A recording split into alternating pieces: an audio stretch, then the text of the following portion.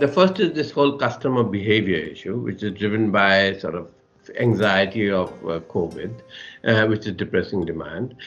Equally, there's the economy, which is soft. And as you know, airline revenue is very much tied to the economic growth. So that's a negative. And thirdly are all these travel restrictions. Both domestically, Mumbai, Chennai are a problem. Internationally, of course, we're not allowed to fly at all. So all three are negatives. I like to think of them as near-term negatives rather than longer-term, but they are big negatives. Then there are some positives as well. Fuel prices are obviously down a lot. And that makes airline travel a lot more affordable. And along with that, we're taking actions on our own to reduce our unit costs further, which will also improve the affordability.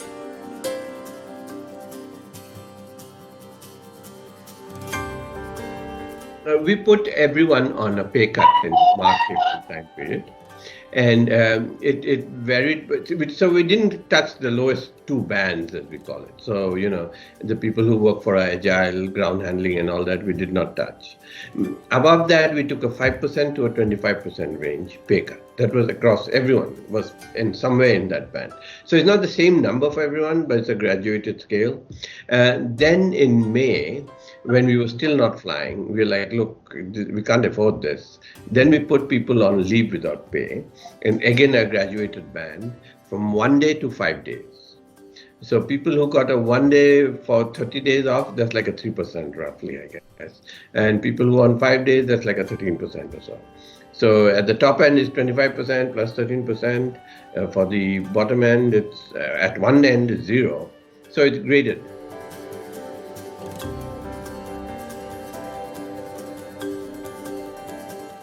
Definitely not in 14 months. Definitely not. I'm quite bullish on all this. I mean, come on, open up these flights. Let's get going. It's not going to be hurrah, we're at 100%, but we have room to grow and we want to grow.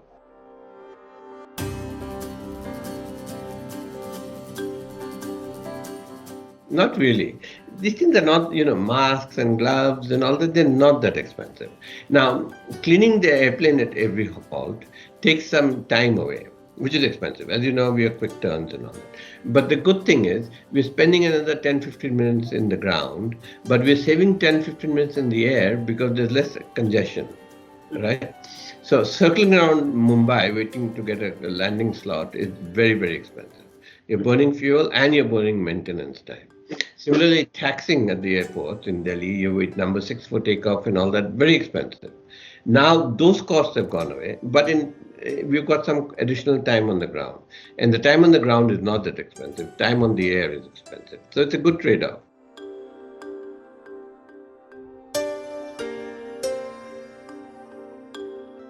If one of our competitors would be up for sale, would IndiGo bid for it? The answer is no. We don't see any need to. We have a strong culture, we have a strong business model, we want to stick to it.